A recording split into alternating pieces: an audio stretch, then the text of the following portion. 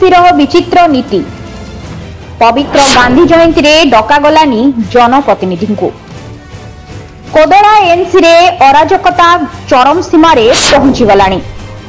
गणतंत्र राष्ट्र रे निर्वाचित प्रतिनिधि को अणदेखा करी क्षमतार अपव्यवहार करने घटना एवं कोदड़ा एएनसी रे देखा मिली।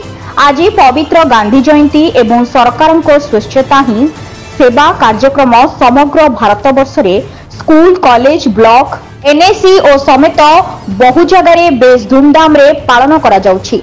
हेले जणे काउंसिलर को निमंत्रण नथिबा नै चर्चा आलोचना आरंभ हो जाइछि।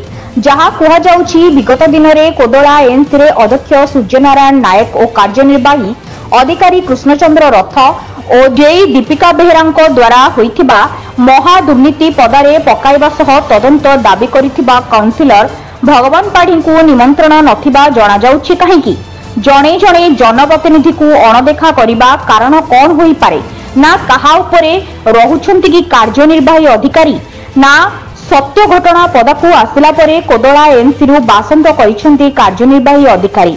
हेले सरकारी कार्यक्रम रे निर्वाचित प्रतिनिधि को अणदेखा करिबा घटना को नै कोदड़ा अंचल रे विभिन्न महलरु निंदा करा जाउछि। ब्यूरो रिपोर्ट प्रयास Odisha news. Bureau report press Odisha news.